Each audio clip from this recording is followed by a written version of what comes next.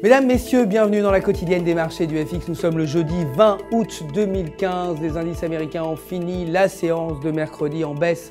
Le FOMC ayant fait part de ses craintes quant à la santé de l'économie mondiale dans son compte-rendu de réunion. Le Dow Jones a reculé de 0,93%, le Nasdaq de 0,80% et le S&P 500 de 0,83%. Le titre Tesla a reculé de 2,10%, clôturant à 254,73 $.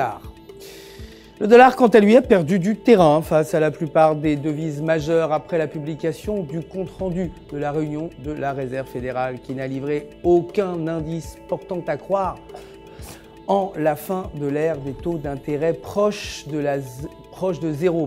L'IPC et l'IPC sous-jacent aux États-Unis ont été par ailleurs moins bons que prévu. La variation du nombre de demandes d'allocation chômage devrait atteindre 272 000 contre 274 000 précédemment et les ventes de logements déjà construits devraient s'élever à 5,45 millions contre 4,49.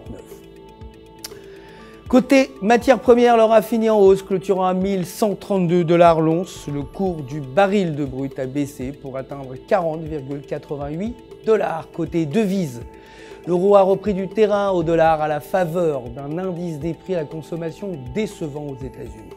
Techniquement, selon le graphique du jour, la paire euro-US dollar se situe dans un triangle ascendant. Si la paire dépasse la base, elle pourrait se rapprocher de 1,0800.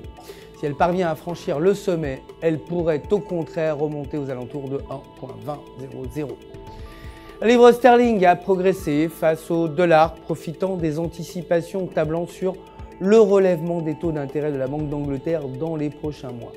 Sur le graphique du jour, la paire livre US dollar est au-dessus de la ligne de tendance haussière et pourrait aller au-delà de 1,5900. Si elle passe sous la ligne, la paire pourrait retomber aux environs de 1,5200. C'est la fin du flash, merci de nous avoir suivis. Je vous retrouve demain pour l'actualité des marchés. En attendant, pensez à vous connecter sur www.ufx.com pour tous vos besoins de trading, vous le savez.